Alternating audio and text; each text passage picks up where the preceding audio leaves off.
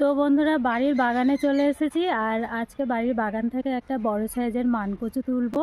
তো যে মানকচুটা তুলবো তো সেটা তোমাদের দেখাচ্ছি। তো এই দেখো, এই কচুটা খুব যত্ন করে বড় করেছি, খুব বড় সাইজের কচুটা। তো দেখো কচুটা তুলে নিয়ে আসলাম, আর কত বড় সাইজ কচুটা।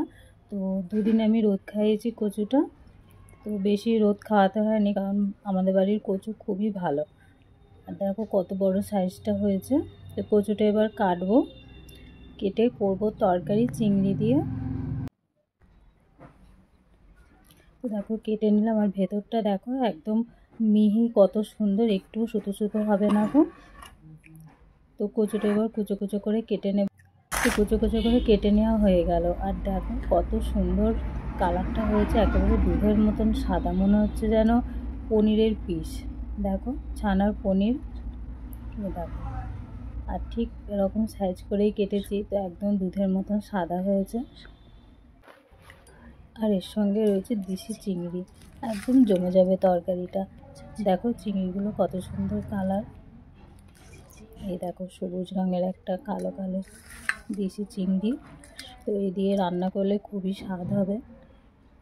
কি আর এখানে মশলা নিয়ে নিয়েছি, আদা রসুন কাঁচা লঙ্কা শুকনো লঙ্কা পেঁয়াজ টমেটো, একটা বড় সাইজের টমেটো নিয়েছি কেটে।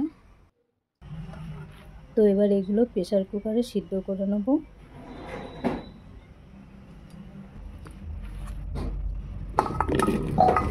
তো কচুটা সিদ্ধ করার জন্য অল্প একটু জল দিলাম। আর দেখো সিদ্ধ হয়ে গেল। তো তোমাদের আমি দেখাচ্ছি কত সুন্দর কচুটা গলেছে, গলে গিয়েছে।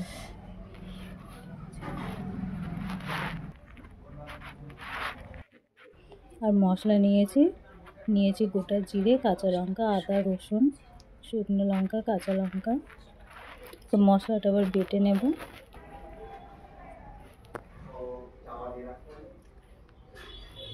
গোছানো হয়ে গেল। তো বন্ধুরা গ্যাস জেলে প্রথমে কড়াই বসিয়ে দিলাম, কড়াইয়ে তেল দিয়ে দিয়েছি, তেল গরম হয়ে গেছে।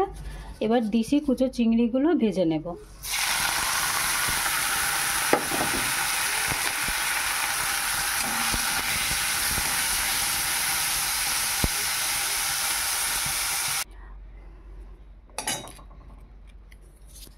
তো চিংড়িগুলো ভেজে নেওয়া হয়ে গেল, কড়াইয়ে আবার তেল দিয়ে দিলাম, তেল গরম হয়ে এসেছে।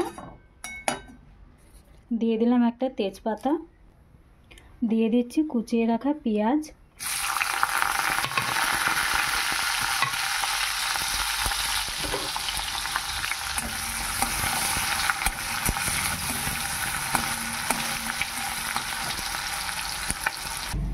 মশলার মধ্যে দিয়ে দিচ্ছি পরিমাণ মতো নুন, পরিমাণ মতো হলুদ।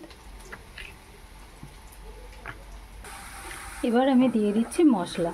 তো পেঁয়াজ ভাজা হয়ে এসেছে, এবার আমি এর মধ্যে দিয়ে দিলাম মশলা। এবার খুব ভালো করে কষে নেব।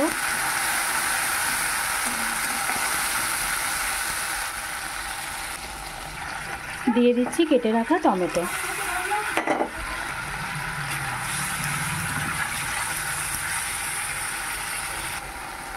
এবার আমি দিয়ে দিচ্ছি ভেজে রাখা চিংড়ি দিয়ে দিলাম। আর মশলা কষে নিয়েছি প্রায়, আরও একটু ভালো করে কষে নেব, তারপরে সিদ্ধ করে রাখা কচু দিয়ে দেব।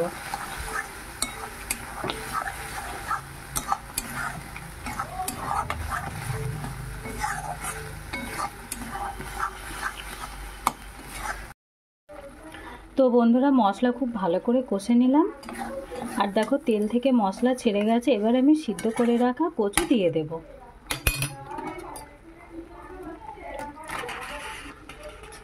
এবার ভালো করে কষে নেব। দেশি চিংড়ি দিয়ে মানকচুর এই ডালনা খেতে এতটাই ভালো লাগবে। তো বন্ধুরা এইভাবে তোমরা করে খেয়ে দেখবে, কত সুন্দর লাগবে খেতে। এই দিয়েই এক থালা ভাত খাওয়া হয়ে যাবে। আর দেখো এত সুন্দর গলেছে মানকচুটা। তো আমার বাড়ির গাছের মানকচু ভীষণই সুন্দর, একটুও মুখও ধরে না।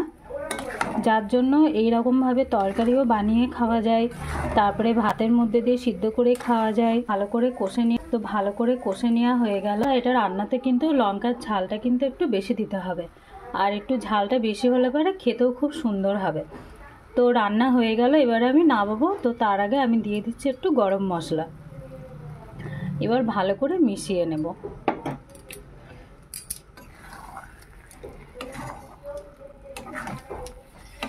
তো বন্ধুরা, তৈরি হয়ে গেল দেশি চিংড়ি দিয়ে মানকচুর ডালনা।